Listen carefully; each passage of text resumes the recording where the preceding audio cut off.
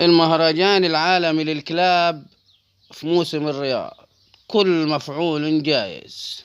هريدي يرحب بكم. لايك وتعالي.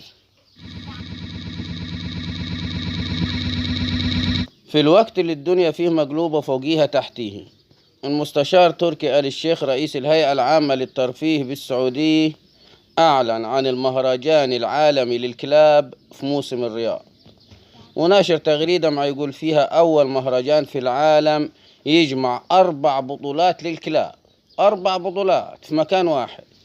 مسابقات كلاب السلق، ما عارفش هيسلق كليب وليا، والرشاقة، شوفوا عرض الأزياء بتاع الكلاب، وكلاب العمل هيشغلهم، ومسابقة الجمال للكلاب.